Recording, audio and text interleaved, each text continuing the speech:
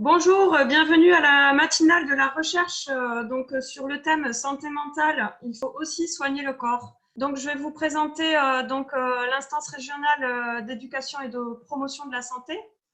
Donc, l'IREPS a pour objet de soutenir les démarches en éducation et promotion de la santé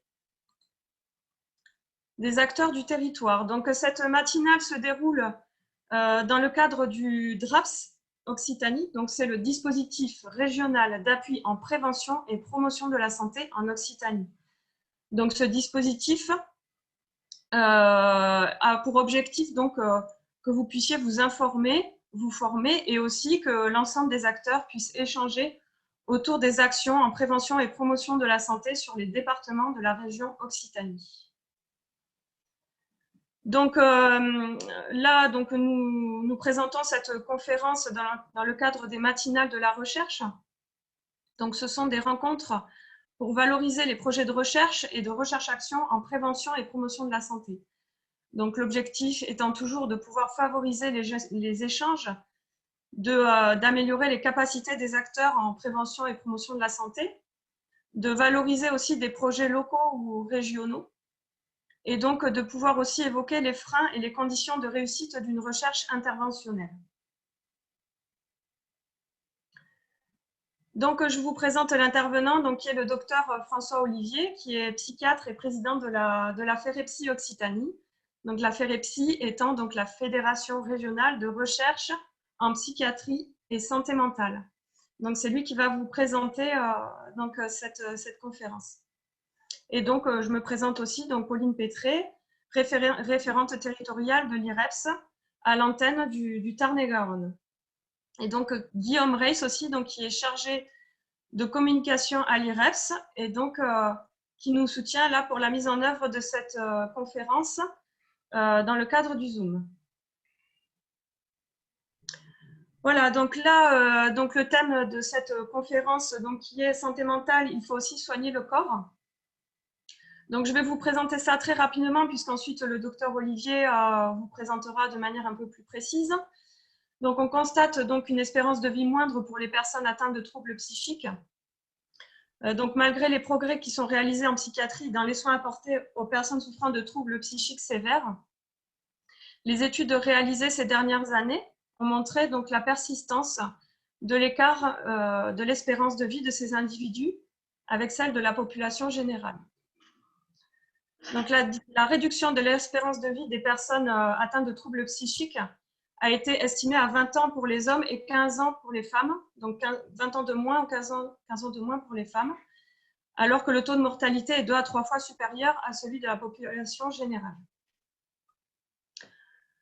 Donc, on constate que de nombreux facteurs influent sur la santé physique des personnes atteintes de troubles psychiques. Donc, le docteur Olivier vous précisera ça tout à l'heure. Donc, l'objectif de cette conférence est aussi de montrer une prise de conscience de ces enjeux. Donc, c'est indispensable d'avoir cette prise de conscience. Et d'autant plus qu'il est possible d'agir sur de nombreux facteurs, que ce soit en termes de prévention, de meilleur accès aux soins et de suivi plus adapté. Donc, l'objectif est aussi d'améliorer la complémentarité, soins psychiques, soins du corps, et de mobiliser l'ensemble des acteurs de terrain sur ces questions-là. Voilà, donc je vais laisser le docteur Olivier présenter le programme de recherche. Donc, le docteur Olivier, je vous laisse la parole. Merci Pauline Pétré, je vais arriver au partage d'écran. Ah, je n'arrive pas à connecter le partage. Bonjour à tous, attendez, juste un petit élément technique pour le partage d'écran, pour que vous puissiez voir le diaporama en même temps. Merci beaucoup. Super, merci beaucoup. Bon, alors bonjour à toutes et tous. Merci à Pauline Pétré, à l'IREPS et au DRAPS Occitanie de m'avoir convié à cette matinale de la recherche. Merci aussi à vous d'être présents derrière l'ordinateur. C'est un peu frustrant de ne pas vous avoir et je parle à un ordinateur, c'est moins sympa de vous avoir en présentiel. Mais c'est comme ça, il faut faire avec et j'espère que malgré la pandémie, vous allez bien, vous et vos familles et vos proches. Je me présente brièvement, donc je suis le docteur François Ollier, je suis psychiatre, praticien hospitalier au centre hospitalier de Montauban et président de la Fédération de recherche en psychiatrie et santé mentale d'Occitanie, la FEREPSI. Voilà, donc on va aborder aujourd'hui un sujet qui est vraiment important pour les usagers de la psychiatrie, qui est l'accès aux soins du corps.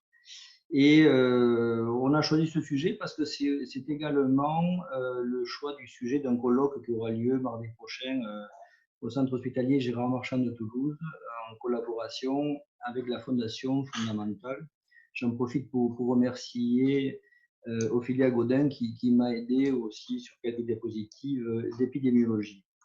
Voilà, et puis aussi parce que la FEREPSI va porter prochainement un grand projet de recherche, toujours en collaboration avec la Fondation Fondamentale, permettant de mieux connaître et comprendre les problématiques somatiques et comorbides de nos usagers, de nos patients en psychiatrie. Voilà, donc santé mentale, il faut aussi soigner le corps. Alors juste, je présente brièvement la FEREPSI, c'est une jeune fédération de recherche née il y a 5 ans avec un soutien de l'ARS qui a été validé il y a 3 ans maintenant au niveau national. L'idée en fait c'est d'améliorer la qualité des soins de nos patients. Voilà, en psychiatrie, nous devons être très attentifs à cela et en permanence soutenir l'amélioration des projets de soins. Et pour ce faire, plusieurs axes à la FEREPSI, bien sûr, le fait de créer des réseaux de soins, réseaux de partenariat avec les usagers, les familles, avec les professionnels, bien sûr le développement de la recherche au niveau de tout le maillage territorial d'Occitanie, et puis effectivement faciliter les échanges de pratiques, la collaboration entre équipes et le soutien à la formation qui est fondamental dans tous les métiers de la santé. Alors, c'est une fédération qui regroupe aujourd'hui 24 établissements sur l'Occitanie, avec probablement une augmentation du nombre d'établissements sanitaires de notre région sous peu. Alors, que vous dire en préambule de ce programme et de ce sujet? D'abord, pour ceux qui peut-être l'ignorent, on considère aujourd'hui, du moins l'OMS considère aujourd'hui qu'à peu près une personne sur 4, 25% de la population mondiale, développera à un moment de sa vie une des maladies mentales listées à l'OMS. Donc 25% des gens, ce qui représente actuellement 450 millions dans le monde qui souffrent de pathologies mentales. Donc vous voyez qu'on s'adresse à une population immense. Et on considère qu'aujourd'hui, si on faisait une enquête sur la population française, 10% des gens seraient étiquetés dans une problématique psychiatrique. Autre chose importante, c'est les projections de l'OMS et le constat de l'OMS que si on parle en termes d'inconvénients, d'handicap, d'impacts sociétaux, globalement, 5 des 10 pathologies les plus préoccupantes, les plus invalidantes dans le monde relèvent de la psychiatrie. Alors, bien sûr, la schizophrénie, avec à peu près 1% de la population partout dans le monde qui souffre de cette pathologie. Des troubles bipolaires, on est entre 1,5 et 4% en fonction du type de trouble bipolaire. Les addictions, là aussi, des chiffres très importants. Vous voyez, en 2014, on est près de 5% de la population mondiale pour l'alcool, plus de 20% pour le tabac et puis toutes les autres drogues, bien sûr.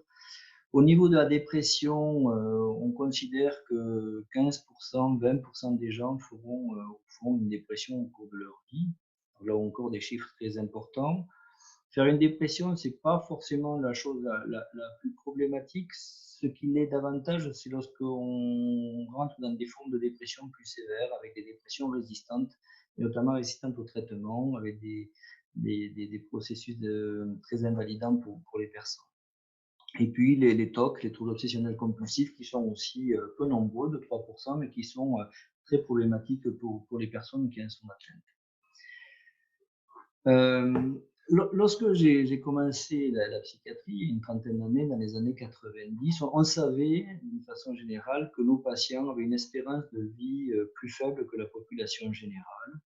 Et donc, on s'est attaché à essayer d'améliorer nos soins, nos pratiques pour combler ce retard. Et lorsque 30 ans plus tard, ou 20 ans plus tard, on a commencé à regarder un petit peu qu'est-ce que ça devenait, on s'est rendu compte qu'on avait fait quelques progrès, mais que malheureusement, si on parle en termes d'espérance de vie, il y avait une persistance, voire une aggravation de l'écart entre l'espérance de vie de la population générale et celle des patients avec des maladies chroniques, y compris dans les pays développés avec des systèmes de soins jugés performants. Donc ça pose beaucoup de questions et quand on regarde les chiffres, ils sont quand même assez inquiétants puisqu'on estime que l'amputation de l'espérance de vie chez les patients où il y a des pathologies graves, je parle bien là de pathologies graves, je discernerai tout à l'heure de quoi on parle, c'est-à-dire plutôt des pathologies psychotiques chroniques, des troubles bipolaires sévères, des troubles dépressifs récurrents et résistants.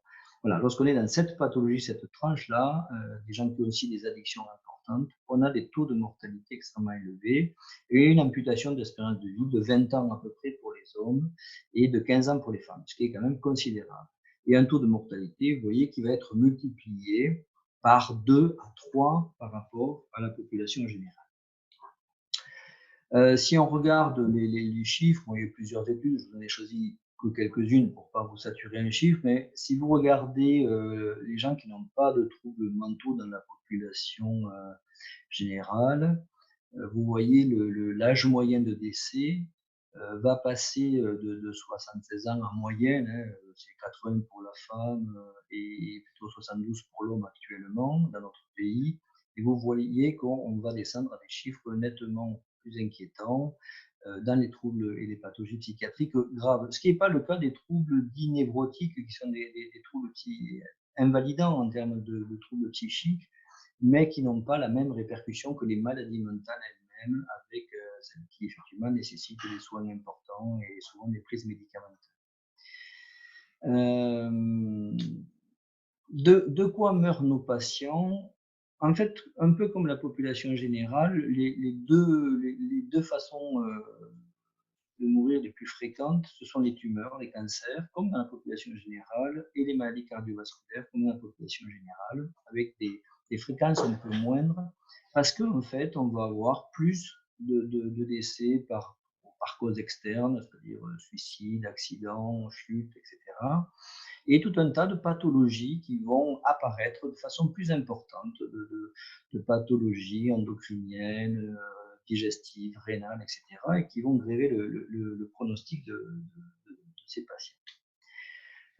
Bon, là aussi, c'est des chiffres, je passe rapidement, juste pour vous montrer, c'est le ratio de mortalité chez les patients. Globalement, on regarde la mortalité prématurée avant 65 ans et on se rend compte en fait qu'il y a plus de 4 fois plus de risques de mourir avant 65 ans quand on a une pathologie grave psychiatrique. Donc c'est quand même très très inquiétant. Et si on regarde le détail à côté, on se rend compte qu'effectivement par rapport à la population générale, les troubles névrotiques, les gens anxieux ne meurent pas plus tôt. Donc, si vous êtes anxieux, ne vous inquiétez pas, vous n'allez pas mourir plus tôt de votre anxiété. Par contre, la dépression simple, c'est à peine un peu plus élevé, mais après, lorsqu'on va aller dans les autres pathologies et vers les troubles bipolaires, les troubles psychotiques et surtout les addictions, on voit bien que, et souvent il y a une comorbidité parce que nos patients sont souvent des grands consommateurs aussi de produits. Donc, quand vous multipliez les facteurs de risque, eh bien, vous avez des taux de mortalité qui sont quand même relativement inquiétants. Alors, pourquoi a-t-on des chiffres aussi inquiétants? Et on s'est rendu compte finalement que un élément allait impacter de façon importante le pronostic de nos patients, et cet élément, c'est le syndrome métabolique. Alors, qu'est-ce que c'est le syndrome métabolique? Bon, là, c'est un peu caricatural sur la photo, mais d'une façon générale, avant, on l'appelait syndrome X, on a cherché longtemps ce que c'était. En fait, c'est une association d'altérations, pas forcément très importantes, mais biologiques et cliniques, au niveau corporel, avec donc un syndrome métabolique ou dysmétabolique ou plurimétabolique qui associera, vous allez le voir, plusieurs éléments comme l'obésité abdominale, l'hypertension artérielle et des manifestations métaboliques. Alors, si on rentre un peu dans le détail, Il y a 5 éléments qui peuvent constituer le syndrome métabolique. Il faudra en retenir 3 pour que l'on parle de syndrome métabolique. Donc, c'est la présence d'une hypertension artérielle, avec, vous voyez, une systolique supérieure à 13 et une diastolique supérieure à 8,5, donc une hypertension artérielle classique. Un élément extrêmement important, on y reviendra tout à l'heure, c'est, alors, plus que la prise de poids ou l'indice de masse corporelle, c'est en fait le périmètre abdominal qui est probablement le critère clinique le plus pertinent à regarder, parce qu'on sait que la graisse abdominale est un élément extrêmement pathogène chez l'être humain. Donc, vous voyez, avec un périmètre abdominal supérieur à 80 cm chez la femme et à 94 cm chez l'homme. Et ce signe-là est extrêmement important à rechercher, parfois plus que donc, le poids ou l'indice de masse. C'est un très bon marqueur, et comme je l'ai dit, de graisse abdominale, et la graisse abdominale est un peu un des problèmes majeurs, parce qu'on ne le sait peut-être pas, mais la graisse est un organe endocrine, c'est-à-dire qu'il sécrète tout un tas de produits, et plus vous avez de graisse abdominale, plus votre graisse sécrète des produits qui vont avoir un effet délétère sur votre organisme, que ce soit au niveau notamment du diabète et de la résistance à l'insuline, ou de facteurs inflammatoires qui vont entretenir une problématique inflammatoire chez les patients qui sont eux-mêmes source de nombreuses complications. Troisième dimension à ce syndrome métabolique, l'hypertriglycéridémie, donc une augmentation modérée, il n'y a pas besoin d'aller à des chiffres extrêmement importants de triglycérides, qui est souvent corrélée à une alimentation de mauvaise qualité.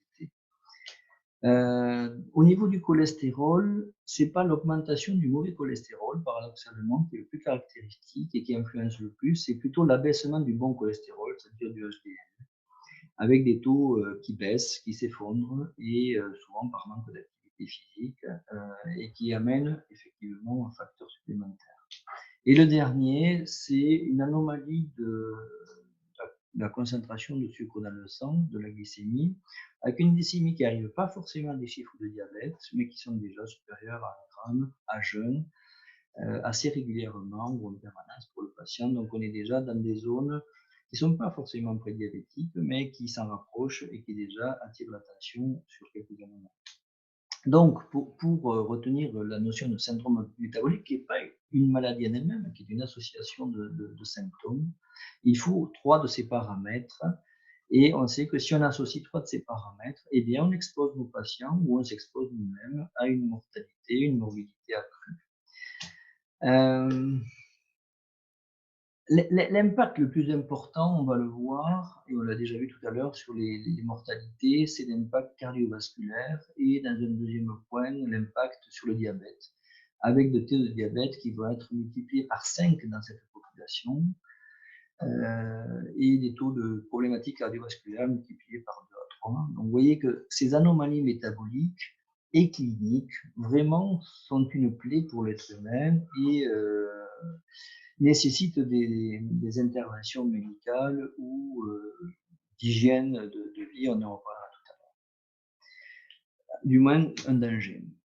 Si on regarde la prévalence de ce syndrome métabolique, sa fréquence, si vous voulez, d'une façon générale, je ne sais pas si j'ai beau, il me semblait avoir sauté une diapo. Voilà, donc si on regarde la prévalence, on se rend compte qu'elle est variable en fonction de plusieurs facteurs. D'abord du pays où vous vivez. Bien sûr que les gens qui vivent au Bangladesh ou aux États-Unis n'ont pas les mêmes risques de syndrome métabolique. Probablement des pays où il y en a beaucoup, c'est les pays occidentaux et les États-Unis en tête, avec des taux, vous voyez, qui sont aux alentours de 25-30% de la population, ce qui fait beaucoup. Bien sûr, notre facteur, ça sera l'âge. Le syndrome métabolique va augmenter au fur et à mesure que la population vieillit et prend du poids. Et en fonction du sexe aussi et des ethnies, certaines traits génétiques vont faciliter ou au contraire moins faciliter l'arrivée du syndrome métabolique.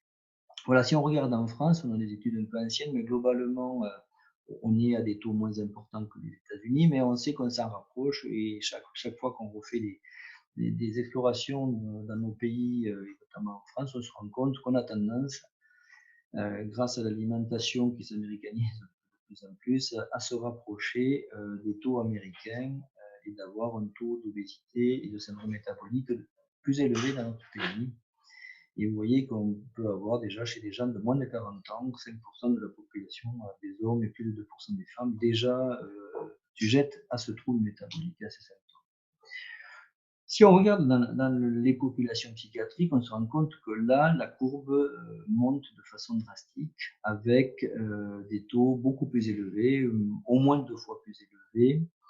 Vous voyez une des études françaises assez récentes qui montrent des taux de 37, 33, 31% en fonction si vous êtes schizophrène, bipolaire ou avec un état dépressif majeur, sévère. Vous voyez qu'on a des taux quand même importants et variables en fonction des pays. Vous voyez que l'Europe n'est pas la plus mal dotée, l'Amérique du Sud, on va jusqu'à l'Amérique du Nord et puis l'Australie et la Nouvelle-Zélande étant le plus impactées, au moins bipolarité.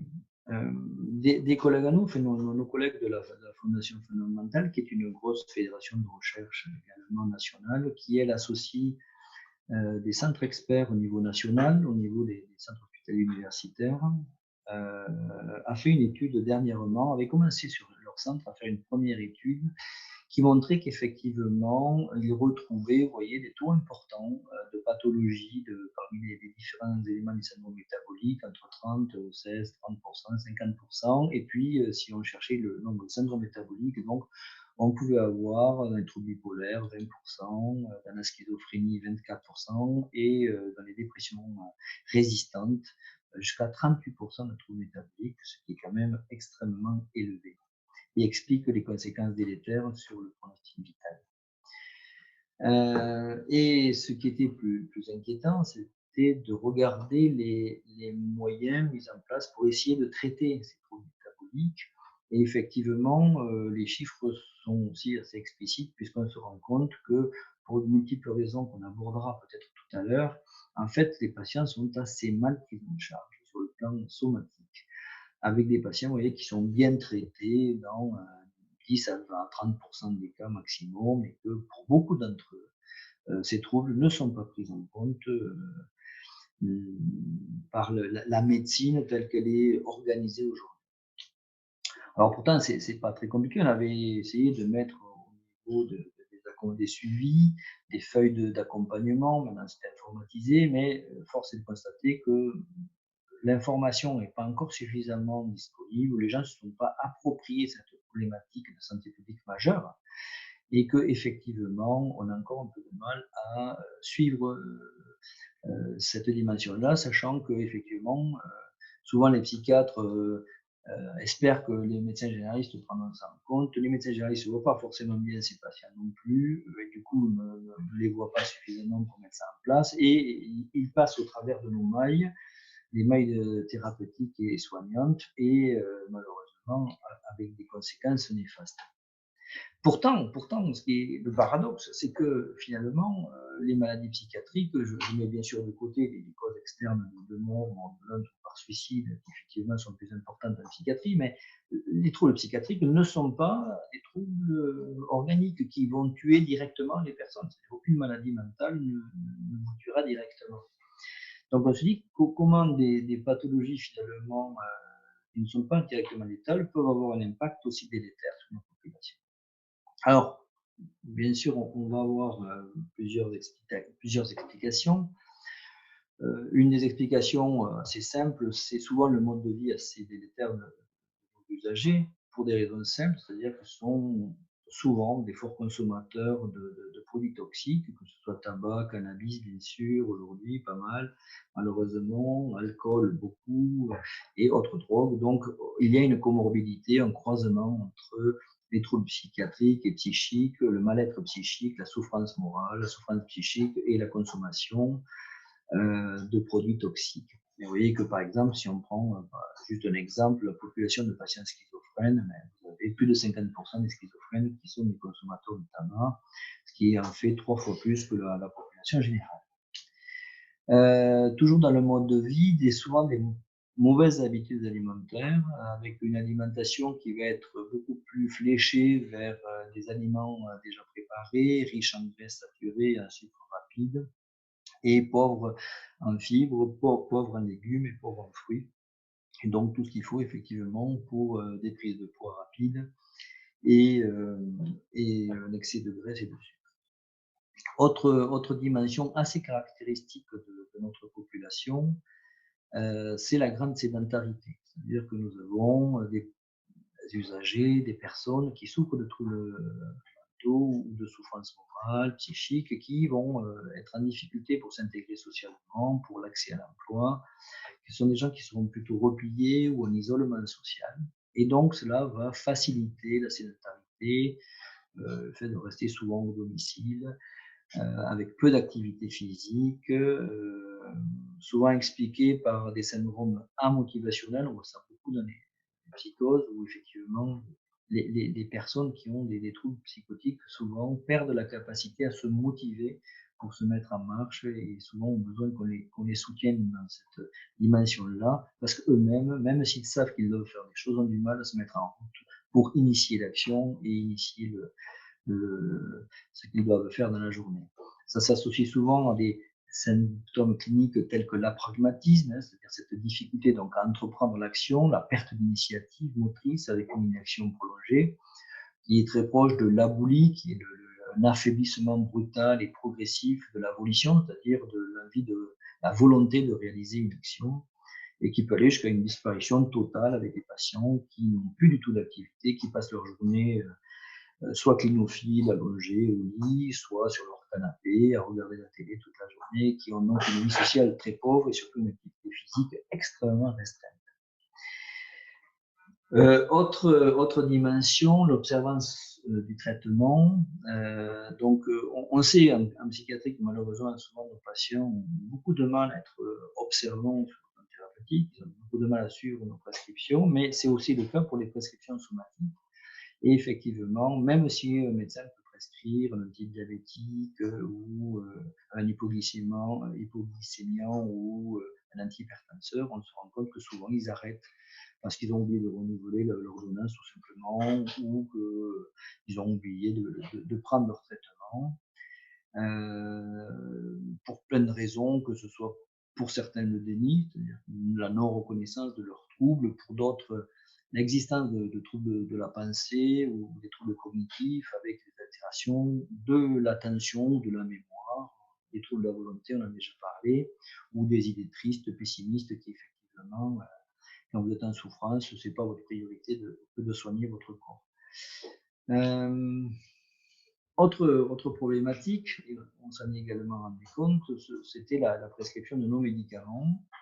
Et on sait aujourd'hui assez bien que, alors pas tous, mais certains médicaments, certaines classes pharmacologiques de psychotropes peuvent avoir des conséquences non négligeables, notamment sur la prise de poids.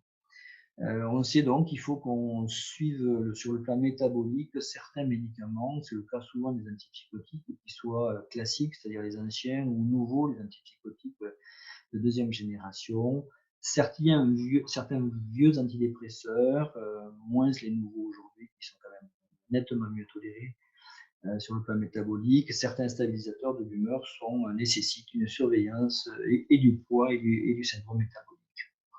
Et vous voyez que si on prend les antipsychotiques de deuxième génération, donc plutôt récents, qui sont plus efficaces et mieux tolérés sur plein de plans, notamment des complications neurologiques et parkinsoniennes, malheureusement, on voit qu'il y a des prises de poids importantes associées à certains médicaments psychotropes, souvent utilisés dans les troubles psychotiques notamment, ou les troubles du donc, il faut s'astreindre, effectivement, rentrer dans l'idée des soignants, des accompagnants, que, effectivement, la surveillance du poids, du tour de taille, l'électrocardiogramme, le profil glycémique, le profil lipidique doivent rentrer dans la surveillance de nos médicaments et de tout patient suivi en psychiatrie et traité en psychiatrie.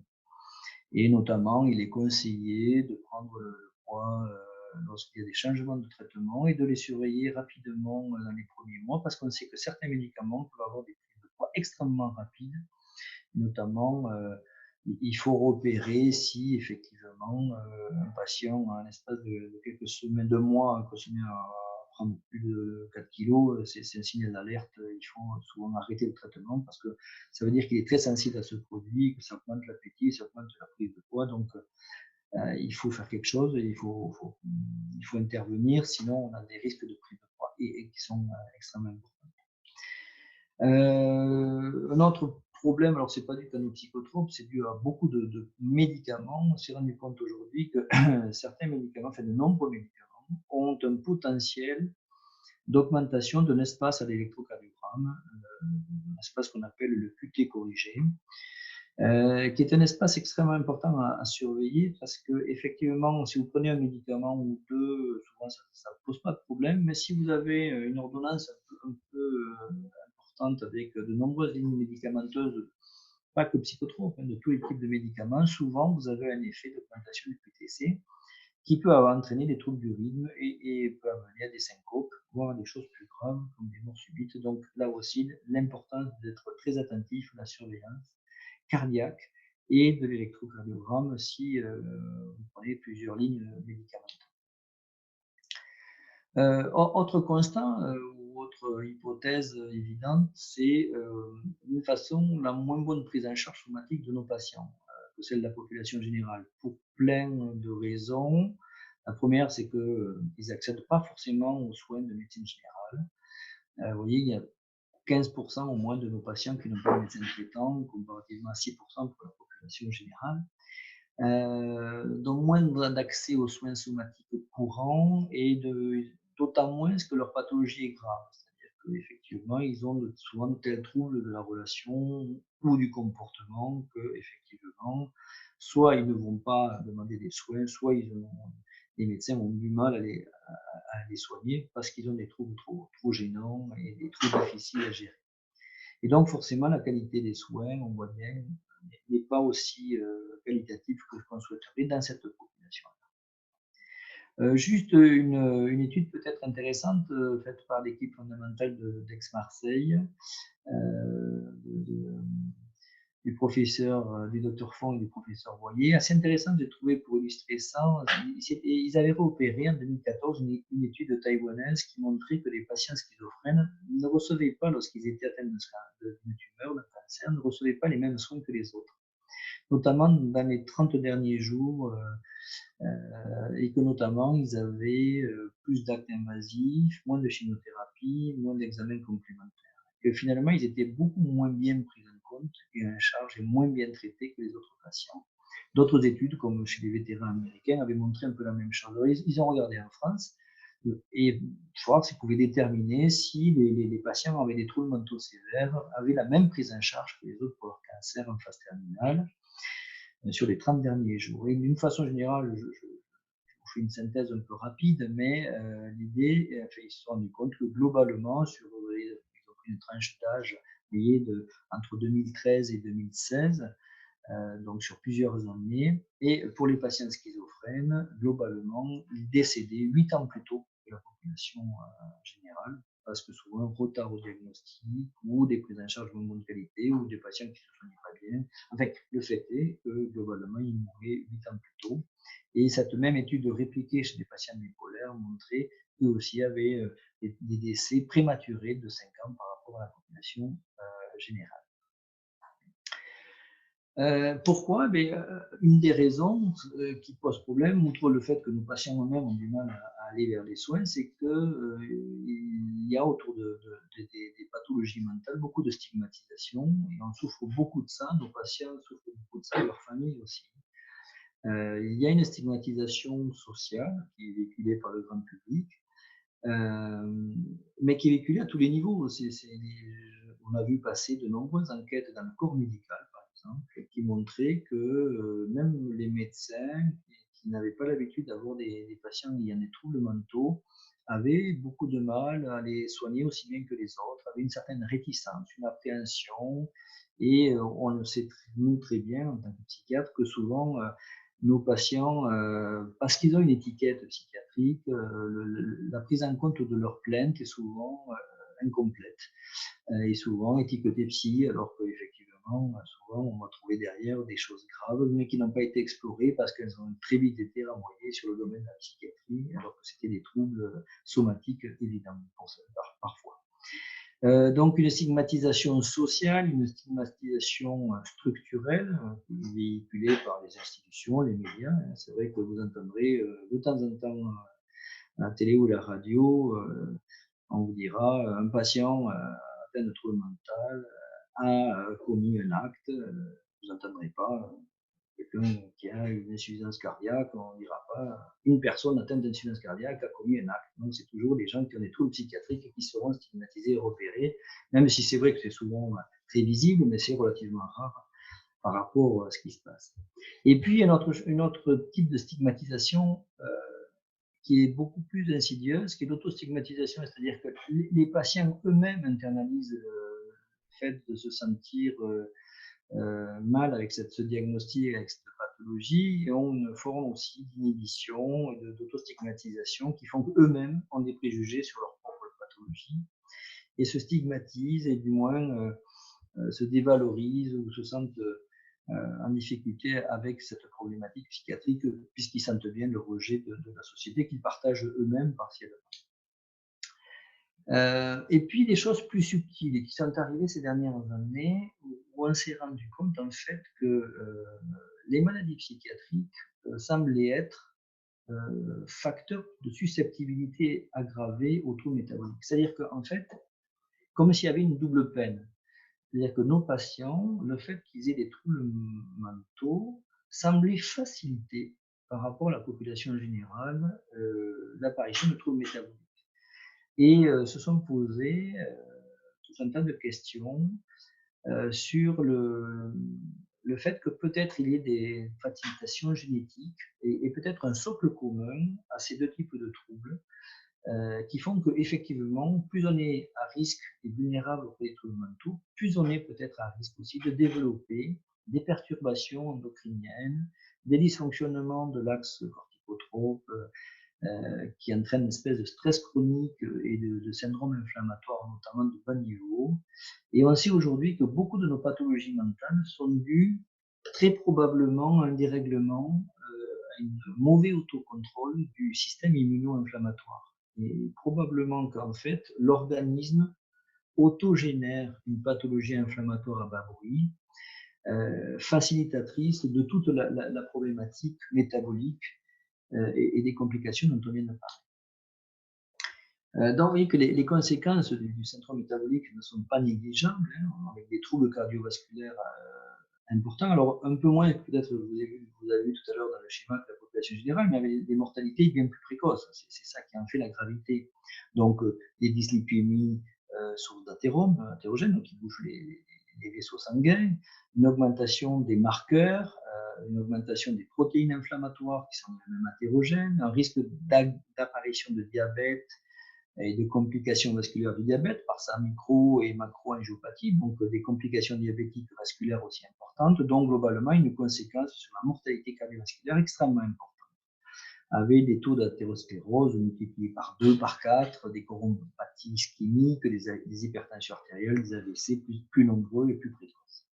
Mais aussi donc l'insulinorésistance avec des diabètes multipliés par 5, des stéatopathies non alcooliques, c'est-à-dire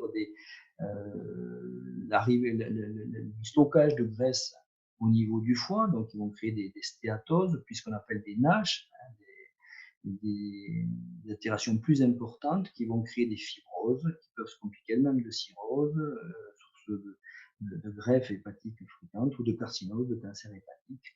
Donc, c'est pas négligeable. On voit bien que le foie se dégrade et s'abîme au fil du temps avec des complications là aussi très importantes.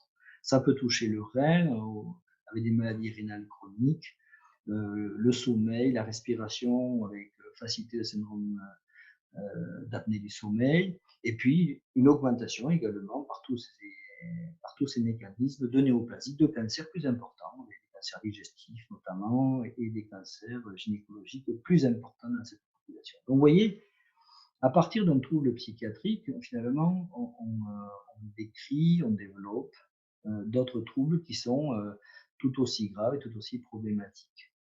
Et bien sûr, il est important de dire que la prise de poids, la dégradation du corps ont des conséquences en boucle psychologique sur l'estime de soi, sur la tendance à se replier, à s'isoler socialement, à se stigmatiser et à générer des dépressions secondaires avec forcément des adhésions aux soins de moins bonne qualité.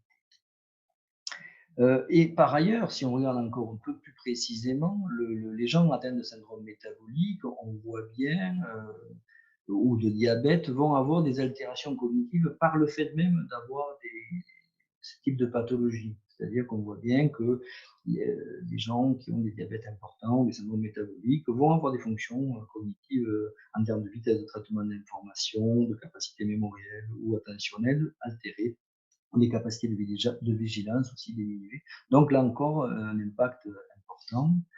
Et une étude assez intéressante qui a été faite, qui montrait que dans la population psychiatrique, si vous regardiez ceux qui ont des pathologies graves avec ou sans syndrome métabolique, eh bien le taux de rechute était multiplié par 3 si vous avez un syndrome métabolique. Donc on voit bien qu'il y a une corrélation, il y a une espèce d'engrenage infernal qui fait que plus vous avez des pathologies graves, plus vous avez des syndromes somatiques, métaboliques, et plus vous aggravez votre pathologie psychiatrique. D'où l'importance vraiment d'intervenir. Alors, un constat que l'on peut faire, c'est que cette mortalité est en grande partie liée à des facteurs qu'on sait assez traiter. C'est pas facile, mais on sait qu'on peut les traiter et qu'il est possible d'agir sur ces facteurs, soit par des mesures, des actions de prévention, soit peut-être, il faudrait y réfléchir en adaptant mieux notre offre de soins pour cette population qui est aujourd'hui un peu laissée pour compte au niveau des soins somatiques. Alors, il existe des programmes d'activité physique adaptés, qui décrits, qui ont montré que finalement, ça marchait avec nos patients psychiatriques, ça marchait, mais il fallait plusieurs dimensions. Une des premières dimensions, c'est que leur donner les consignes ou les conseils de faire du sport, par exemple, ou de suivre des règles hygiéno-diététiques, ça ne suffisait pas, ça ne marche pas. Par contre, effectivement, si vous les mettez dans un programme avec un encadrement par un professionnel, un préparateur physique, un moniteur, un professionnel de la forme, de la santé, plus vous avez des résultats probants. Donc, plus l'encadrement est défini, plus il y a une incitation. On sait que ces gens ont du mal à se motiver, donc plus il y a un cadre qui est contenant et qui est soutenant, plus ça fonctionne. Et le travail sur les règles hygiéno-diététiques sont aussi indispensables. Et là aussi, il faut les combiner aux activités physiques, à des exercices de remédiation, du yoga, et à d'autres conseils, notamment nutritionnels. Donc en fait, c'est un mixte dans des programmes un peu structurés. Et on voit bien que ce qui peut fonctionner à peu près bien en population générale ne marche pas avec notre population si on ne met pas en place un cadre peut-être un peu plus solide ou un peu plus porteur. Et tous ces programmes ont unanimement montré une efficacité. La méta-revue de tous ces programmes est assez claire. D'une façon générale, on arrive à baisser la masse corporelle dans ce type de programme, sauf peut-être dans la schizophrénie où c'est là le plus compliqué à mobiliser.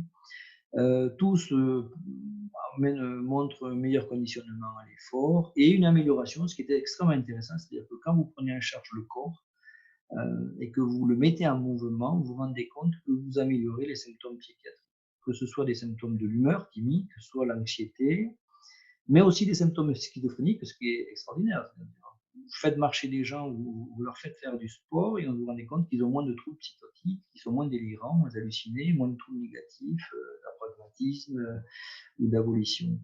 Et là où ça a été montré de façon évidente, c'est sur la dépression.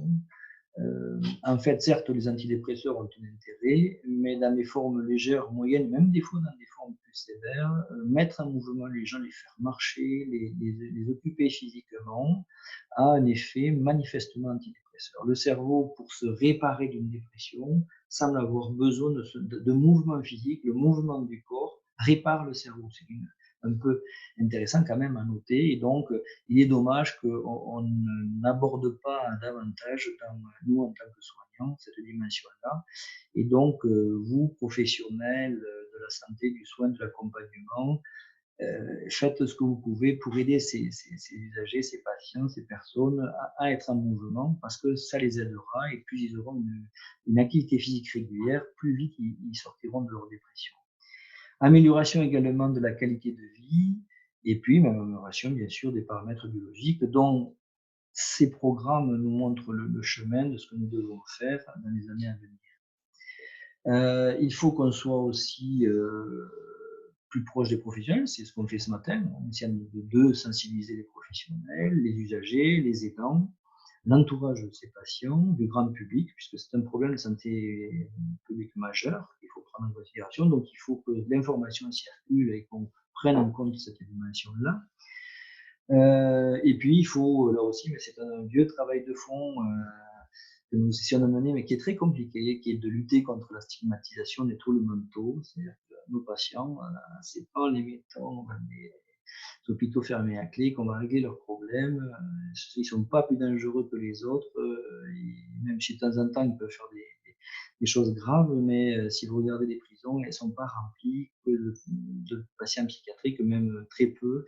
Et c'est souvent d'autres problématiques qui remplissent les prisons. Et pas nos patients qui sont souvent, eux, plutôt maltraités par la société et par les autres. Alors, il y a des recommandations. Il faudra peut-être qu'on les diffuse mieux. La Fédération française de psychiatrie a commencé à travailler dessus en 2015, à élaborer des recommandations consensuelles. Donc, il faut simplement maintenant les mettre en application.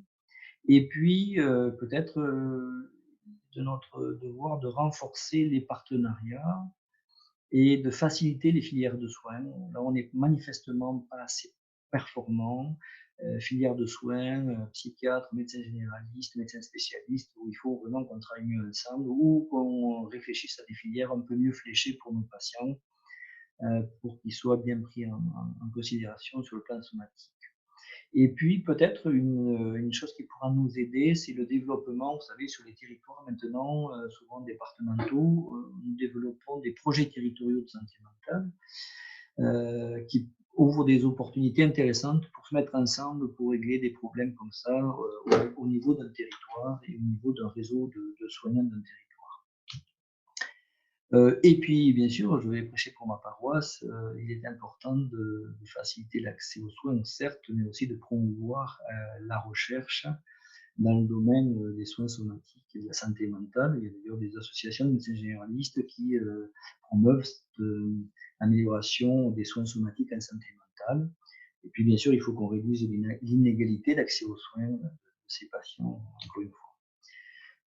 Pour aller dans ce sens-là et aider et pousser un peu les choses, nous avons décidé donc de monter un partenariat avec nos amis de la Fondation Fondamentale, avec l'idée de faire je crois que c'est une première fois en France, de faire une recherche en situation réelle auprès des établissements, donc en situation généraliste, qui est un projet pour essayer de repérer la prévalence de syndrome métabolique, quelle est la réalité des faits dans notre région, de patients avec deux cohortes, de patients ayant soit des troubles psychotiques schizophréniques, soit des troubles bipolaires.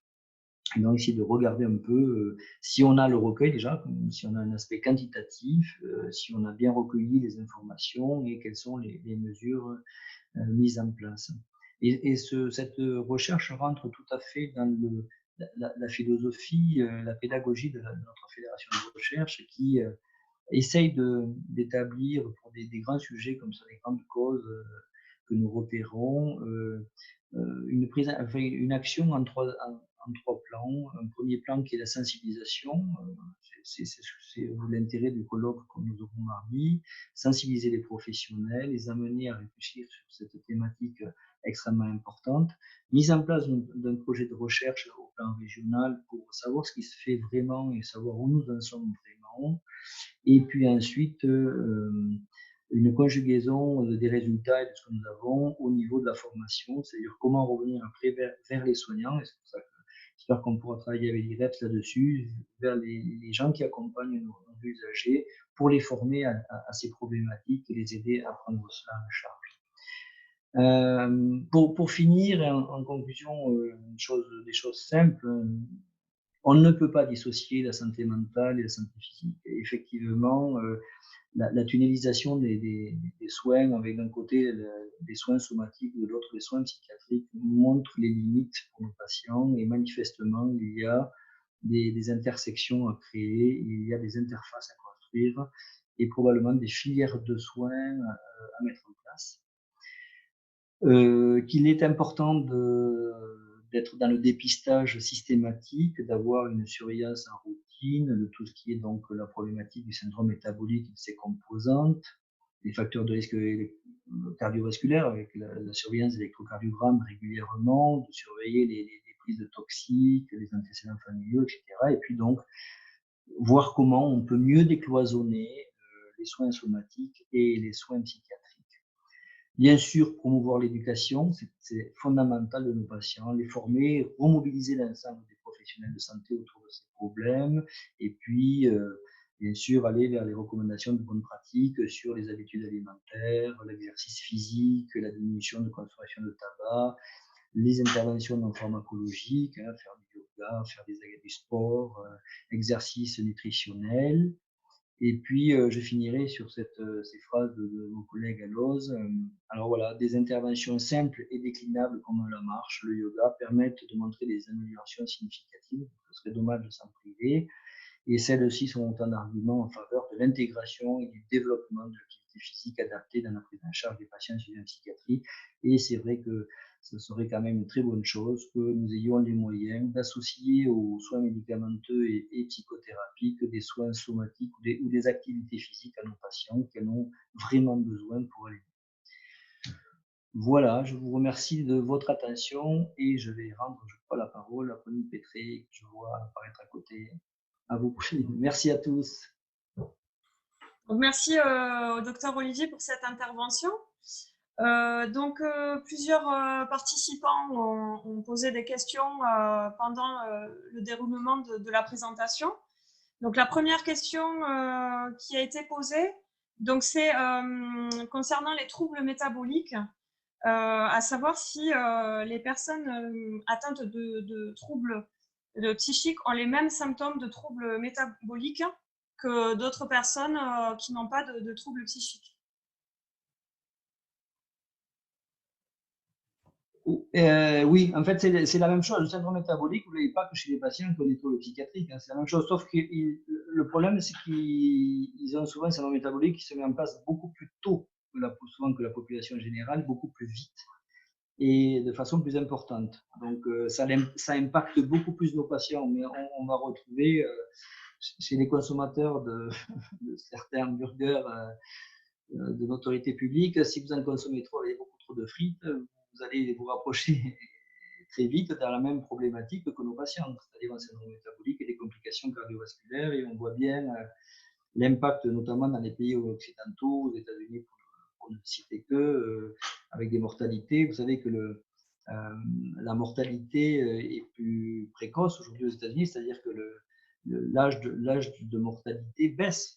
On a progressé pendant 50 ans, depuis l'évolution de l'humanité, notre espérance de vie s'est accrue. Elle commence à baisser aux États-Unis de façon notable, et ce depuis plusieurs années. C'est-à-dire qu'on voit bien qu'on va avoir des mortalités prématurées dans nos pays occidentaux, et en France, ça commence à stagner, on commence à ne plus progresser sur l'espérance de vie. Donc, nos façons de vivre, si on n'y prête pas attention, peut être très dangereuse pour nous. Merci. Donc une autre personne, donc une étudiante en kinésithérapie, demande s'il peut y avoir une action préventive sur le syndrome métabolique. Donc là, je pense que vous avez présenté tout à l'heure. Oui, c'est fondamental. En fait, l'idée, c'est pas attendre que ça se construise. C'est que dès qu'on sait qu'on est face à une population à risque, c'est immédiatement de donner beaucoup d'informations, ce qu'on fait peut-être pas assez, c'est clair, et mettre en place très précocement des actions préventives. Et effectivement, c'est vrai qu'on travaille beaucoup avec les kinés, les psychomotes quand on en a, ou les éducateurs sportifs. Sur l'hôpital de Montauban, on a des gens dans ce service. Malheureusement, ils n'ont pas assez de moyens pour suivre tous nos patients, mais c'est dommage parce que c'est fondamental. Et effectivement, on voit bien l'impact extrêmement bénéfique de l'activité physique dès qu'on la met en place sur nos patients. Alors, une autre personne évoque donc une problématique au sein des urgences de l'hôpital, donc notamment sur le fait que certaines personnes qui sont atteintes de troubles psychiatriques, qui se rendent aux urgences, sont tout de suite orientées vers l'infirmier psychiatrique, alors que la personne ne se présente pas forcément pour ses troubles psy, mais plutôt pour une demande somatique. C'est ce que je disais tout à l'heure, oui, c'est malheureusement assez fréquent. On voit bien qu'il y a, alors, c'est pas pour tirer sur mes collègues somaticiens des urgences, mais c'est vrai qu'il y a une espèce de facilité à considérer que les patients qui ont un trouble psychiatrique doivent être orientés vers la filière psychiatrique, alors qu'ils ont autant de risques, même plus que d'avoir des troubles métaboliques ou des troubles somatiques. Mais c'est vrai que je pense qu'il y a une appréhension, il ne faut pas se voiler, une appréhension des soignants, de façon générale, même de professionnels de la santé, qui ne sont pas très à l'aise dès qu'ils voient une étiquette psychiatrique.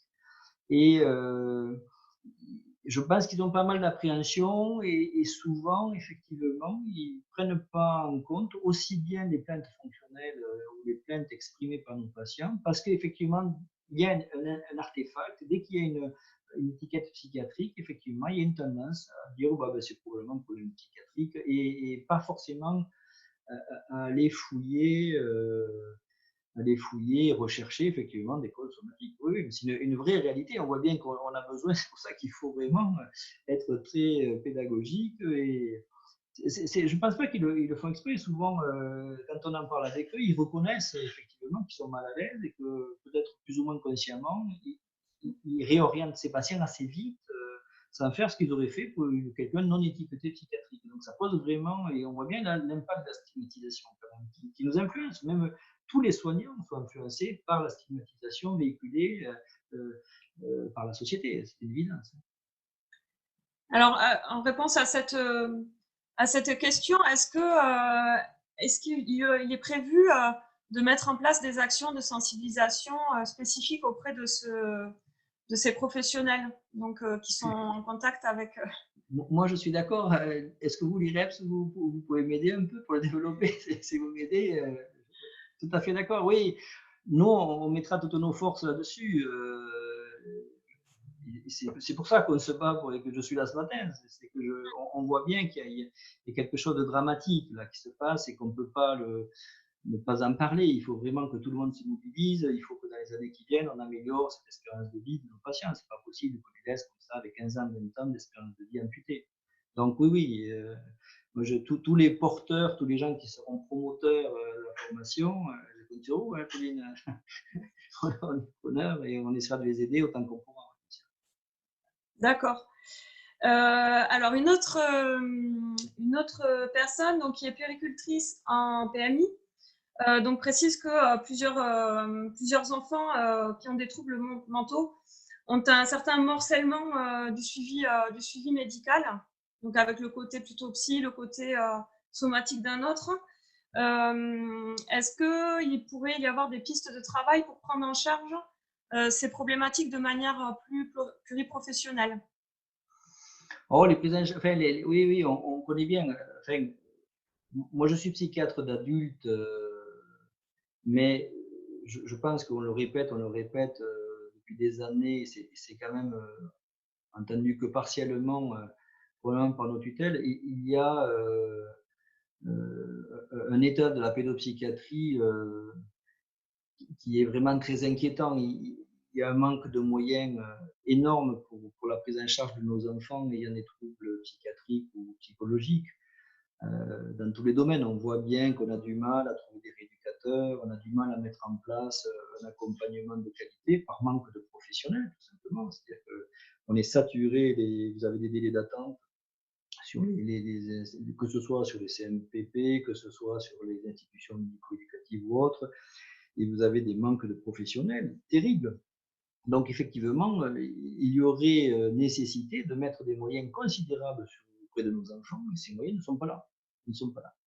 Et donc c'est assez dramatique. Hein. Moi, je trouve extrêmement dommage de voir qu'un gamin aurait besoin d'une prise en charge somatique ou d'une rééducation psychomote ou orthophonique et qu'on a du mal à trouver, ou alors il faut que les parents les payent souvent, enfin, on a du mal à mettre en place des prises en charge adéquates, ce qui est quand même terrible pour des gamins qui sont en difficulté et qui, effectivement, là où on devrait mettre des forces massives, finalement, on est très démunis. Donc déjà, dès l'enfance, on est démunis au niveau des moyens.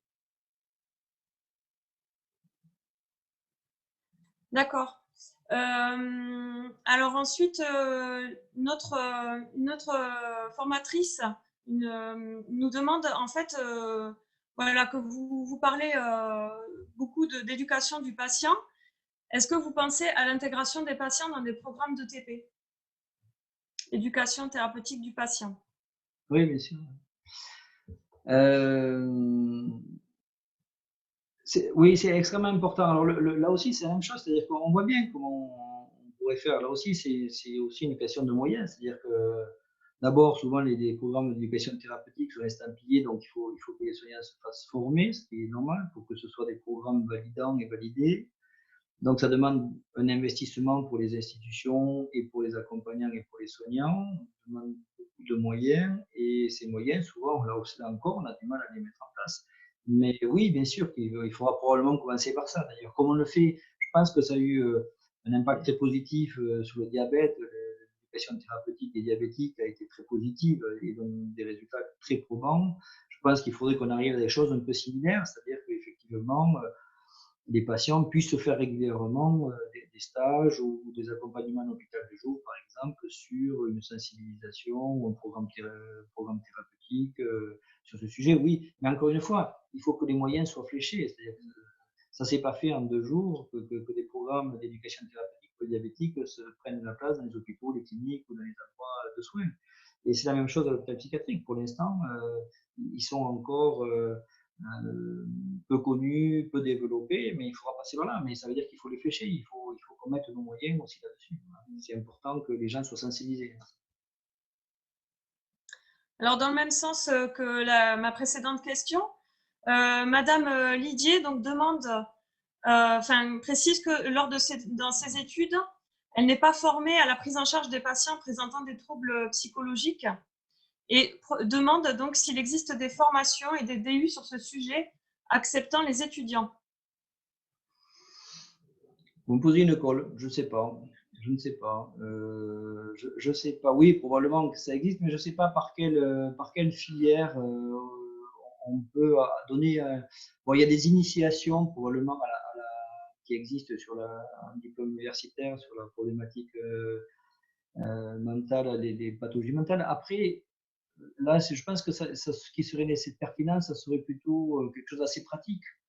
De dire aux gens d'abord n'ayez pas peur de ces patients, et des fois ils sont un peu surprenants, mais ils sont souvent extrêmement adorables et c'est un grand plaisir de travailler auprès d'eux, même si des fois ils peuvent nous inquiéter un peu à certains moments.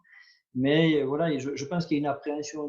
C'est comment on peut aider tous les professionnels qui travaillent auprès de ces populations, ne pas en avoir peur et à savoir un peu acquérir effectivement un savoir-faire pratique.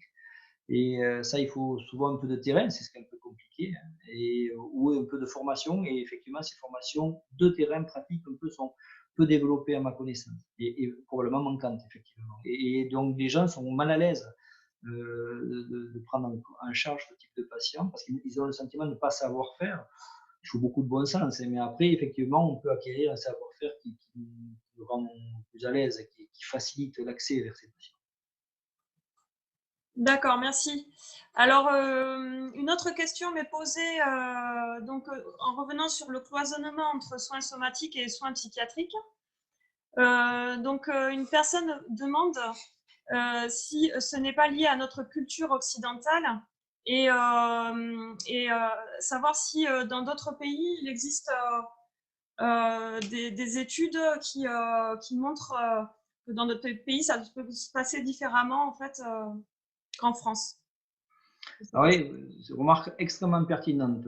Nous avons une médecine occidentale euh, qui segmente l'être humain, ce qui est très, très étrange, hein. Alors, je peux en parler d'autant plus facilement puisque la psychiatrie, la médecine générale et la gériatrie sont peut-être encore les spécialités qui vont prendre le patient dans sa totalité. Mais sinon, après, la plupart des spécialités segmentent et s'occupent d'un segment d'individus et c'est très étonnant de penser qu'on puisse soigner un segment d'individus sans tenir compte de l'ensemble. Donc c'est vrai que notre philosophie occidentale est surprenante. Et les philosophies asiatiques, des fois, sont, enfin, au moins, pas forcément asiatiques. C'est en fait l'idée de concevoir, je pense que beaucoup de médecins généralistes font ça, hein, conçoivent l'être humain comme un individu entier, total, enfin, comme un ensemble. Et que effectivement, le psychisme peut jouer sur le corps, et le corps peut jouer sur le psychisme, et qu'il y a une interface, une interaction réciproque permanente et que des fois c'est un petit peu stupide de ne prendre en compte qu'un bout du tunnel, qu'une vision un peu canalaire comme ça, où on voit un petit bout et on ne s'intéresse pas du tout au reste. Donc c'est vrai que nous les psychiatres, c'est notre quotidien. Nous, on s'intéresse à la personne, à son histoire, à son vécu, et donc effectivement des fois ça nous surprend un peu, cette vision de la médecine occidentale, et je trouve qu'elle est délétère par de nombreux points. Alors après, voilà, je partage. Alors le problème, c'est que toutes les études qui sont faites dans des pays occidentaux qui ont ce type de médecine. Donc effectivement, la prise en charge de la maladie mentale, si vous allez en Inde, dans des pays, certains pays plus pauvres, vous vous rendez compte qu'elle n'est pas bien structurée non plus. Malheureusement, ils n'ont pas beaucoup de moyens et souvent, les patients psychiatriques sont encore plus stigmatisés. Si vous allez en Afrique, moi j'ai beaucoup voyagé en Asie, en Afrique, c'est pas facile hein, pour les patients qui ont des pathologies chroniques. Et donc, même s'ils ont une vision plus générale, ça ne résout pas non plus tout. Mais bon, c'est vrai que les chiffres qu'on a sont les chiffres de la médecine occidentalisée. Et donc, il serait intéressant de voir avec d'autres philosophies, d'autres approches, probablement on aurait des résultats, au moins un vécu pour nos patients de meilleure qualité. J'en suis à peu près persuadé. Alors, une infirmière Azalée réagit en expliquant que aussi notre formation influence aussi ce cloisonnement dans l'apprentissage. Donc, d'un côté, le somatique et de l'autre, le psychiatrique. Et que ça influe aussi après sur les modes de prise en charge et sur le mode de fonctionnement. Oui, alors après, c'est vrai que sur les formations, enfin, on voit qu'il y a un clivage quelque part. Après, c'est vrai qu'au niveau des infirmiers, le fait qu'ils sont passés maintenant IDE et Bac+3, le niveau licence, fait que tous les infirmiers maintenant, qu'ils soient en psychiatrie ou en médecine, ont la même formation. Ce qui des fois d'ailleurs nous pose problème parce qu'on n'a plus la formation un peu spécialisée qu'on avait à une époque d'infirmiers spécialisés en psychiatrie qui avaient une compétence. Mais c'est vrai qu'il y a un clivage en fait. Il y a un clivage, et la raison, il y a un clivage. Je crois que j'ai fait une bêtise. Il faut que je ne sais pas ce que j'ai fait. Ça marche, parce que là je vois plus rien, c'est pas grave. Oui, il y a un clivage dans notre société très net entre la psychiatrie, c'est-à-dire qu'effectivement, effectivement, quand vous rentrez dans une filière, l'autre filière est mise un peu de côté. Alors que, je pense que parce que c'est la psychiatrie fait un peu peur, tout simplement, et c'est à nous aussi de déstigmatiser cette spécialité, de dire les patients psychiatriques, on peut les prendre en charge comme les autres, il n'y a pas de souci, mais la formation n'aide pas, je suis tout à fait d'accord avec ça. Elle ne va pas dans ce sens-là, du moins aujourd'hui. Donc cette même infirmière Azalée disait que en fait elles peuvent être aussi vecteurs auprès des médecins généralistes et réfléchir en effet à coordonner les pluriprofessionnels en médecine primaire. Est-ce que ça vous... Je pense que les infirmières Azalée, c'est exactement le type de solution qu'on devrait mettre en place sur le territoire. C'est-à-dire que c'est effectivement particulièrement intelligent. C'est-à-dire que probablement celles qui seront les plus c'est pas forcément le médecin traitant qui aura la disponibilité pour le faire, mais tout cet accompagnement, cette pédagogie, ce suivi, les infirmières Azalée, c'est typiquement ce qu'il nous faut.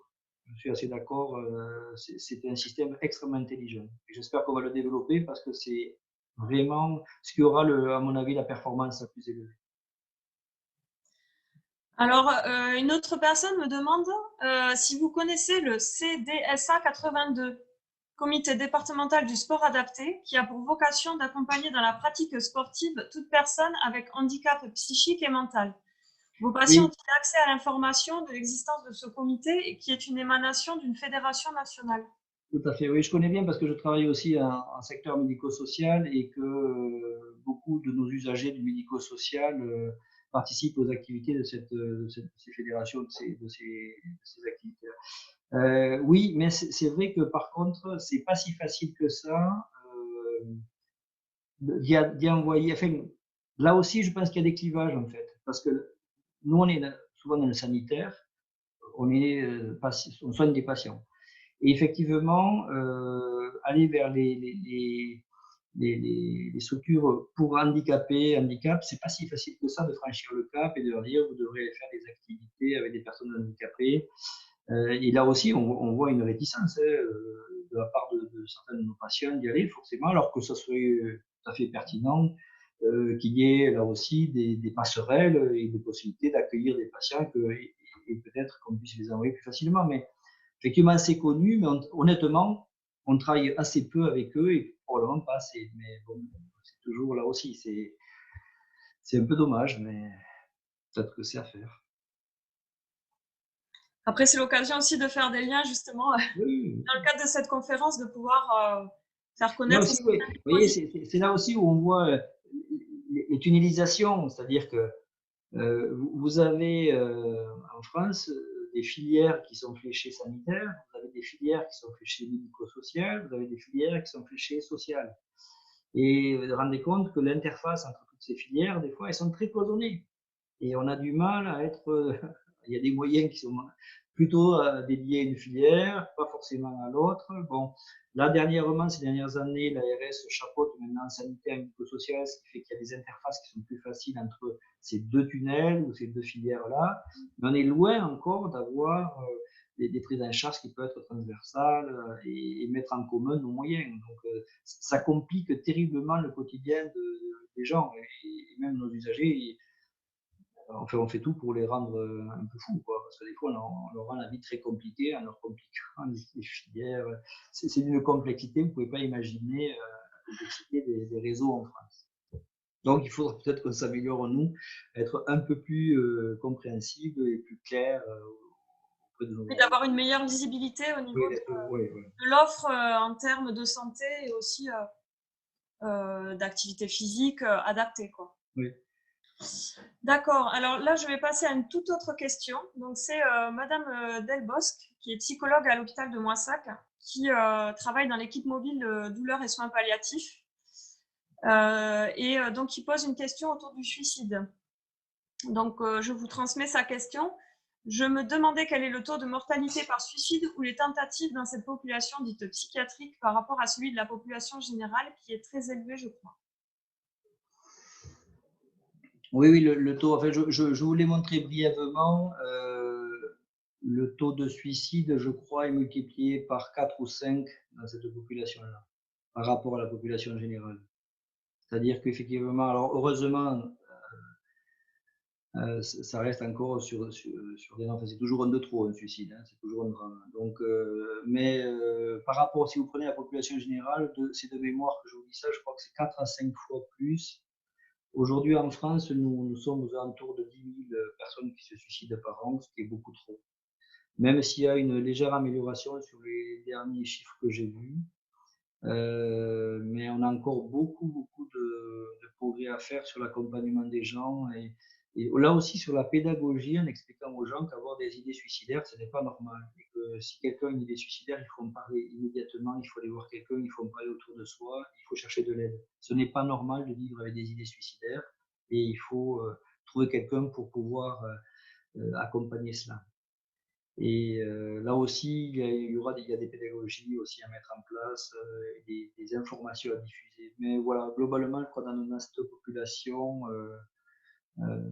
4-5 fois. C'est-à-dire qu'il faut pas non plus, il faut dire aussi que toute personne qui se suicide n'a pas forcément un trouble mental. Hein. On est bien d'accord. Je pense que c'est 70% des gens qui se suicident qui ont des troubles mentaux, mais il y a d'autres causes au suicide que la pathologie mentale. Mais chez la population psychiatrique est malheureusement touché. a plus de risques, est plus touché. D'accord. Alors, une personne de l'UNAFAM, donc Madame Suzy Vinan, qui demande quelles actions pourraient être mises en place dans le cadre du programme territorial de santé mentale. Donc, pour rappel, le PTSM. Donc, elle indiquait par exemple mieux informer les soignants, mieux accompagner les patients. Mais voilà, est-ce qu'il y a d'autres axes éventuellement d'action? Oui, j'en profite pour saluer Madame Vinan, que je connais bien. Je pense que c'est l'intérêt du PTSM. Je pense qu'on a des réponses à mener localement. C'est-à-dire que je pense que sur un département, c'est une taille assez pertinente pour qu'on se mette tous autour de la table pour se dire comment on peut travailler ensemble et comment on peut effectivement agir pour être plus performant en termes de programmes, notamment. L'UNAFAM développe tout un tas de programmes auprès de leurs correspondants, et c'est très pertinent, ils sont très aidants, et je pense que l'UNAFAM par exemple, mais la SNAPSI aussi, fait toutes les associations d'usagers et de parents pourraient être extrêmement aidantes pour diffuser ce type de programme. Là, par exemple, il y a d'autres programmes qui existent comme ProFamille, qui accompagnent les familles d'usagers de la psychiatrie, qui sont développés par ce type d'association, par des groupements de familles, et c'est extrêmement aidant. Donc, chaque fois qu'ils pourront nous venir en aide, parce qu'effectivement, ils ont une force de frappe, ils ont des bénévoles, ils ont des gens qui sont impliqués fortement, donc effectivement, on pourrait avec eux, et grâce à leur aide, probablement quadriller mieux et mailler mieux notre territoire. Et donc le PTSM nous réunit obligatoirement, puisque c'est tous les gens qui s'intéressent à la santé mentale. Et donc, se réunissant, on se connaît mieux et donc on peut travailler ensemble. Et on décloisonne, ce qu'on disait tout à l'heure, c'est-à-dire on sort de la tunnelisation, on décloisonne. Donc, j'ai beaucoup d'espoir dans le PTSM que ça puisse nous aider. Et je le souhaite ardemment. Alors, une autre question de Madame Rico à l'ARS du Tarn-et-Garonne qui demande Que je la connais aussi. quelle collaboration médicale pour des suivis de patients atteints de troubles psychiatriques autour d'un projet de grossesse et quels sont aussi les risques? Autour d'un projet, excusez-moi, j'ai pas entendu, d'un projet de grossesse? Oui. Ah là, vous me posez une colle. Je pense qu'il faudra que j'en parle à mes collègues qui seront, je pense peut-être à Isabelle Abadi qui m'aiderait beaucoup peut-être à répondre à cette question. Je ne sais pas, sur un projet de grossesse, je n'y ai pas réfléchi, je ne sais pas. Mais je peux y réfléchir si vous voulez et revenir vers vous. Mais là, je n'ai pas forcément d'idée toute faite sur la question. Mais je note la question, madame. Alors, j'ai une question complémentaire suite à la question que je vous avais posée concernant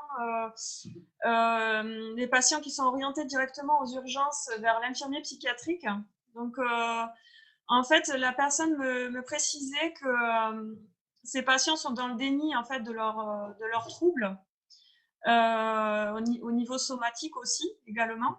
Donc, déni et aussi somatique. Et comment agir contre le refus de prise en charge au sein du service. Parce qu'en fait, comme le patient est dans le déni, il n'est pas pris en charge sur le plan somatique. C'est vrai que ce sont des cas qui existent. Alors, c'est quand même pas la majorité. Je pense que beaucoup de mes patients, lorsque je leur dis, je pense que vous devriez faire un examen complémentaire, une échographie, une IRM, un scanner, j'ai rarement de refus. Mais il y a une petite minorité de gens dans lesquels la problématique des plaintes somatiques s'intègre dans le trouble psychiatrique, soit par un déni, par un refus, effectivement, avec des refus de soins. Et c'est très compliqué. On a des cas régulièrement comme ça de patients qui ont des pathologies que l'on pourrait soigner, cancéreuses par exemple, qu'on découvre, et qui effectivement sont dans le déni du trouble et refusent le soin. Et donc effectivement, il y a un accompagnement, c'est très compliqué même pour les équipes soignantes, parce qu'effectivement, on aimerait vraiment aider ces gens-là, et puis dans la mesure où ils sont dans le refus des soins, on peut pas les contraindre aux soins. C'est la loi qui dit que les gens ont le droit de refuser les soins, même si, en l'occurrence, on sent que c'est intégré dans des problématiques psychiatriques. Et donc, on les accompagne pour les inciter, pour trouver le levier qui va leur faire accepter. Parce que des fois, ça dépend des termes qu'on emploie, ça dépend de la représentation qu'ils ont, qui est parfois fausse et qu'il faut réexpliquer. Donc là, effectivement, pour des troubles de ce type-là, il vaut mieux des équipes un peu spécialisées qui ont l'habitude d'aborder des angles d'attaque peut-être un peu inhabituels avec ces patients-là. Mais oui, ça arrive de temps en temps et c'est très compliqué quand le patient effectivement a un déni de ses troubles physiques. Effectivement, là, je comprends et c'est assez pertinent de le réorienter vers les filières psychiatriques parce qu'on ne peut rien faire au niveau somaticien si le patient ne souhaite pas être soigné ou nie ses troubles ou sa pathologie somatique. On ne peut pas faire grand-chose, on ne peut pas le forcer à faire des examens ou le soigner de force. Alors, une coordinatrice d'un conseil local en santé mentale demande si, en complément de l'éducation thérapeutique du patient, est-ce qu'on ne pourrait pas penser à des médiateurs ou accompagnateurs qui aideraient les patients dans leur démarche de soins? Oui, ça se développe beaucoup aujourd'hui avec, notamment, il y a les pères aidants qui sont un peu dans cette logique-là aussi. Oui, je pense que tout ce qu'on développera qui sera médiateur, qui aidera, et qui permettra peut-être d'avoir des discours un peu différents, des discours un peu dogmatiques ou un peu classiques des soignants. Des fois, des discours, enfin, la pédagogie passe mieux avec des médiateurs ou avec des pères aidants qui connaissent, qui savent peut-être un peu mieux aborder les choses un peu différemment. Donc, effectivement, on s'interroge beaucoup au niveau des équipes de soins psychiatriques d'intégrer prochainement. Enfin, ça, on voit que ça arrive au niveau français, c'est déjà construit dans d'autres pays, où comme ça, on passe par des médiateurs ou des anciens patients qui vont bien et qui viennent aider un petit peu les équipes soignantes. Alors, ça soulève beaucoup de questions, pour certaines des réticences, mais c'est vrai que c'est peut-être une voie d'avenir qu'on aura à construire. En fait, elle précisait aussi qu'en fait, le système de santé est devenu tellement complexe, technique aussi sur le plan administratif, et que quelque part, on demande aux patients d'être les organisateurs de leur propre parcours, et ce qui peut être compliqué notamment pour des personnes qui vivent avec des troubles psychiques. Oui, c'est tout le problème du positionnement, c'est-à-dire qu'on a longtemps été dans une vision des choses un peu paternalisante où on disait voilà, ces gens ne savent pas faire donc on va faire à leur place. Puis on s'est rendu compte que c'était probablement pas la bonne posture, donc on est sur quelque chose qui est beaucoup plus contractualisé, beaucoup plus avec une philosophie anglo-saxonne aujourd'hui, moins méditerranéenne et qui s'articule sur l'empowerment, sur la capacité des gens à s'appuyer sur leurs ressources. Et donc l'idée, c'est plutôt de voir comment on peut développer les ressources propres des individus, parce que c'est pas parce que vous êtes malade ou que vous avez un trouble psychiatrique que vous n'avez pas des capacités, que vous n'avez pas un secteur fonctionnel qui marche très bien. Donc c'est s'appuyer sur ça pour fonctionner mieux. Donc effectivement, c'est comment accompagner cette interface qui fonctionne bien, comment aider les gens à acquérir des compétences nouvelles. Alors, il y a des structures qui existent, qui se mettent en place. Moi, je coordonne des SAMSA et c'est tout à fait dans cette idée-là d'accompagner les gens jusqu'à ce qu'ils acquièrent suffisamment d'autonomie pour être eux-mêmes dans une démarche de rétablissement, d'intégration sociale, d'inclusion sociale. Donc, effectivement, on voit bien que ces services d'accompagnement, pour certaines patients, sont extrêmement pertinents parce qu'effectivement, ils ne font pas la place, mais ils accompagnent les gens vers une autonomie progressive. Voilà, donc j'espère que dans les années qui viendront, on pourra continuer à développer ces services parce qu'ils répondent exactement à ce problème d'accompagnement, mais sans faire la place. Et permet aux gens de trouver les bonnes ressources parce que sinon, certains se perdent et sont incapables d'accéder aux ressources qui leur sont proposées par eux-mêmes. Ok, alors j'ai une dernière question. Enfin, je vais prendre une dernière question, parce qu'on arrive bientôt enfin, il est bientôt 11h30, donc on va bientôt clôturer la conférence. Donc, une dernière question de la part de Madame Taillade de la Fondation Théo, qui demande donc si la pérédance n'est pas encore suffisamment développée ni reconnue, est-ce qu'on ne devrait pas l'encourager? C'est une très bonne question et je dois avouer que j'ai pas une réponse toute faite. Je sais, enfin, j'ai vu des collègues en France et à l'étranger avoir des pères aidants dans leurs équipes. Les retours sont toujours très positifs. Donc je me dis qu'effectivement, c'est probablement une des pistes qu'il faut développer. Il s'avère qu'aujourd'hui, quand vous discutez dans les colloques psychiatrique, on voit bien que ça pose beaucoup de questions aux équipes. Ils ne savent pas trop comment se positionner avec ces pères aidants. Et que beaucoup d'interrogations subsistent encore pour savoir quelle est leur place. Alors, je pense que c'est par appréhension. À mon avis, ça doit être plus simple que ce qu'on imagine, mais ça génère beaucoup d'appréhension et aussi beaucoup de réticence pour certains qui se disent mais pourquoi mettre un père aidant et pas un soignant? Est-ce qu'il va prendre la place d'un soignant? Donc, on rentre dans des logiques un peu de moyens aussi qui altèrent un peu la discussion. Parce que est-ce que c'est des moyens supplémentaires ou encore une fois, comme on fait souvent, c'est effectivement un moyen constant et on va enlever un soignant pour mettre un père aidant. Donc, au niveau des équipes sanitaires, ça interroge beaucoup et ça effraie un peu, peut-être pas à juste raison, mais manifestement, on voit des retours extrêmement positifs qui arrivent des équipes qui ont des pères aidants. Et je pense que leur savoir-faire, leur savoir va nous aider à peut-être à avoir moins d'inquiétude et à accepter plus facilement cette approche-là qu'on connaît peut-être pas encore suffisamment. Mais c'est là aussi une piste assez intéressante. C'est le CCOMS en fait qui développe cette formation de père aidant. C'est consultatif de l'OMS de Lille, oui.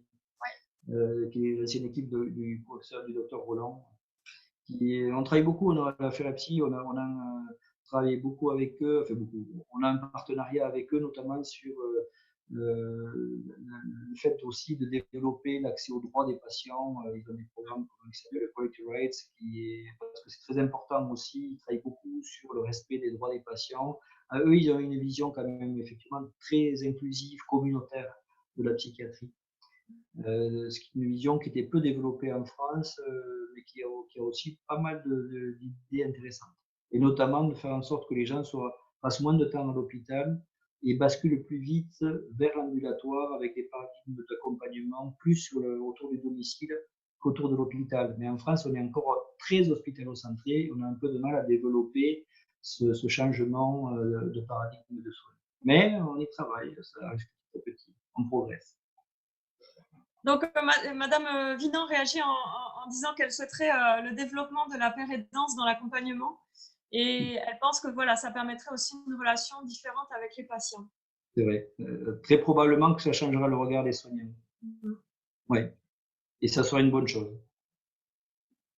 Voilà, alors on va clôturer cette conférence. Voilà, donc il restait quelques petites questions en suspens, donc que nous n'avons malheureusement pas le temps de poser. Donc on vous répondra donc à la suite de la conférence. Voilà, donc je vous rappelle aussi également donc que vous avez accès à la vidéo donc sur le site du DRAPS Occitanie et aussi également accès aux documents que l'on va aussi vous envoyer. Voilà, et puis je remercie tous les participants d'avoir participé à cette conférence.